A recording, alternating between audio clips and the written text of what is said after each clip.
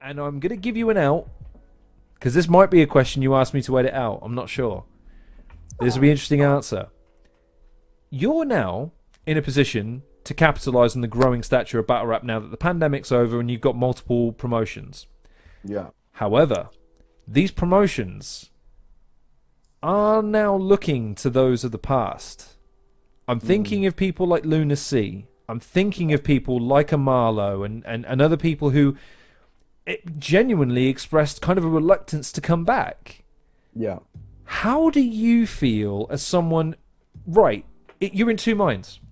I want to be in a card with these guys because I want to share the namespace. I want to be around them, learn from them. Yeah. But at the same time, they're taking up a slot on the card. You want to be in their positions. You want to be the guy that ultimately people build cards around. Yeah. How do you feel about some, maybe not all of them, maybe some of them are like, oh, that's great, and what, but how do you feel about some of these returns? And Well, I have to edit this one out, man. No, I'm joking. I'm playing. No, I think. How do you feel? There's gifts. There's pros and cons to it. The cons are, like you said, sometimes it doesn't allow for the new crop to outshine the old crop, and that is a problem. But at the same time, you have to think, if the new crop's good enough, it will outshine the old crop anyway, just on the merit of its ability. In a genre like battle rap, though, where name value and cachet, it's tangible. It's a commodity of sorts. You know what I mean? You're already walking up against the reputation of the guy you're battling, almost.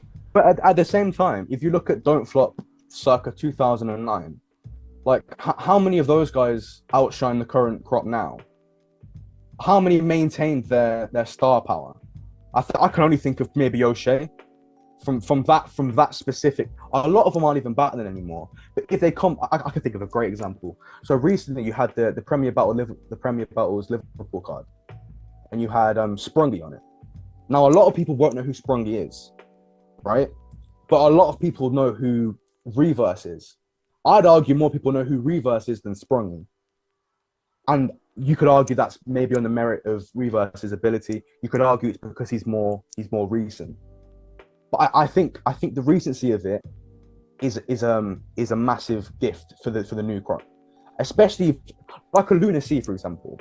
I think Luna C is acutely aware that there are battlers he shouldn't battle currently because of how much the level has gone up.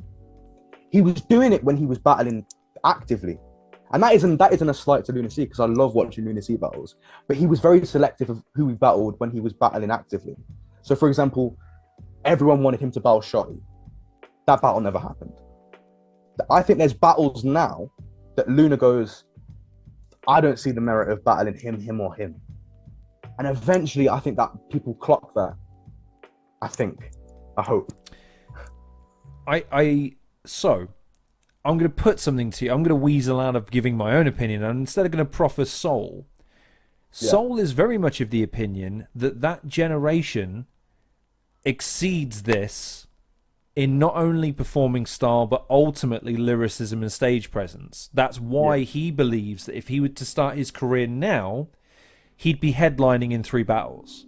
Now, of course, that's Time Machine-esque. It's What If-esque, right? So there's no way of knowing definitively, because his style might not have translated well in the current era.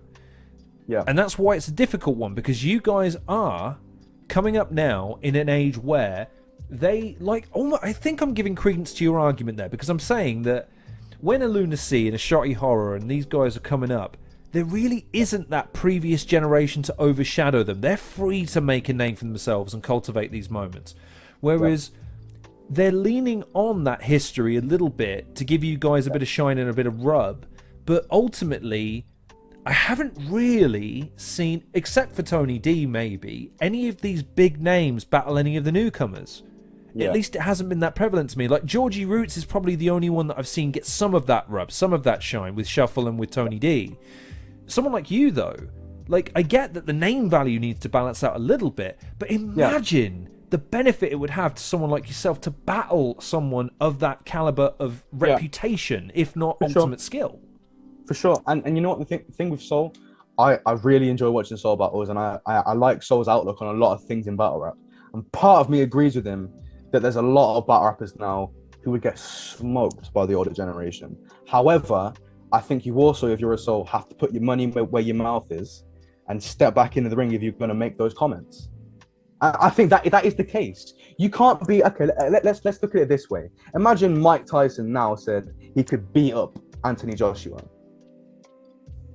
It's fine saying that, but you know what I mean? Like, cool, sick. What are we gonna do about it then? It's just I think it's the only way I can respond because I'm not gonna like I say, it's until it happens. It's like, okay, yeah, that's his opinion. But unless he's willing to put his opinion on the line, I don't see why anyone from the new gen should listen to him. Book it now. Soul versus Dub T on an event near you. I don't want that smoke. I'm just playing. I'm just playing. No, I'm just saying. I think that is the case. I'm caught in two minds like you are, I imagine, where I think that if I'm a performer with a name and cachet, I don't want to burn it to the ground for the good of the scene. I know I want to give something back, but I'm not prepared to be a scalp to the next guy unless you know it's definitive baton handing moment. Like there's moments in battle rap history where you can see, right, now he's the guy. Yeah. But they're rare. They don't happen all that often. So as a promoter and a performer, I don't think my generation's had that moment yet. I don't think it has. I know Georgie battled Tony, and it was a very good look for Georgie, but I don't think it was a torch passing moment because then Tony went and battled the current champion. So it's like you've sort of battled him, but you haven't passed the torch to him. You just give him a look. I think the last time a torch was actually passed in battle rap really was Tony versus O'Shea, because you saw the transition from an old era into the next. So you saw the mum joke era, which is entertaining as anything, into the bar era, and for me that's the last time the torch was properly passed on. And I think it also helps that Tony beat O'Shea as well. I don't think you can really pass the torch until you've beaten your generation. But I think there's also a thing in battle rap. It's like sport. You know how like everyone's dad thinks that his boxer or his favorite footballer is better than the modern day. So my dad's thing is that he thinks that Glenn Hoddle was the best player ever, right? But my argument is, you see, if you put him into any modern team now, he'd look average.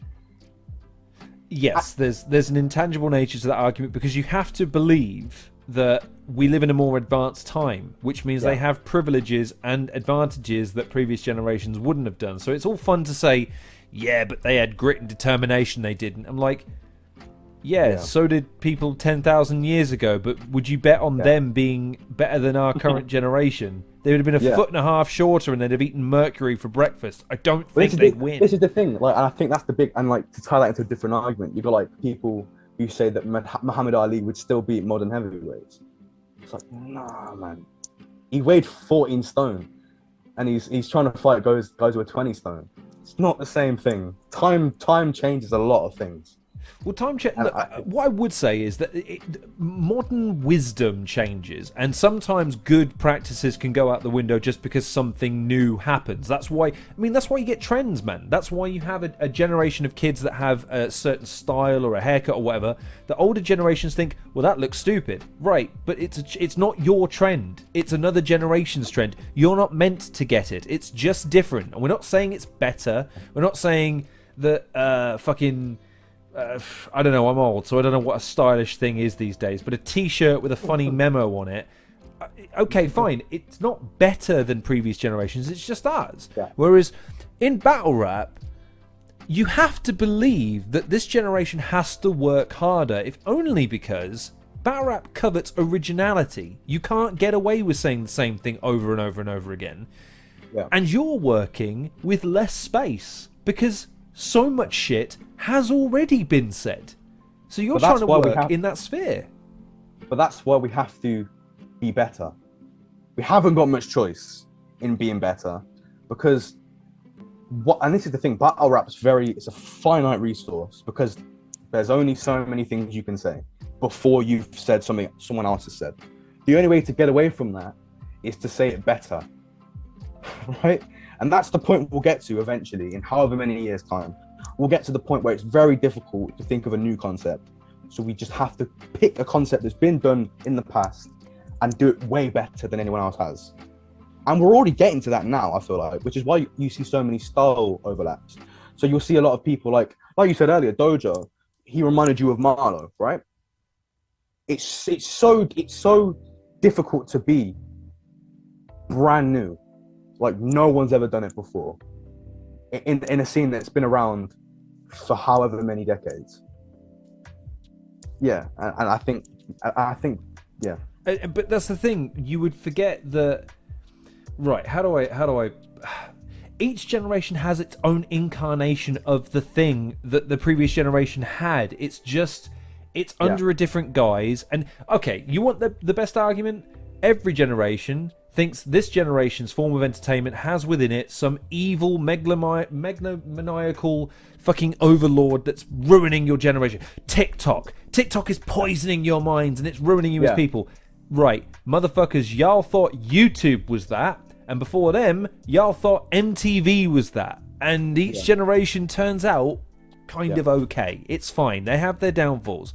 So the idea that battle rap doesn't contain within it its inherent set of idiosyncrasies and trends that come about each generation is madness, because each generation is going to have to contend with its own problems and its own you have the ability to cultivate a social persona easier than say Tony's because social media wasn't as prevalent. That's fine, that's an advantage. The other disadvantage to that though is that so can fucking everybody else.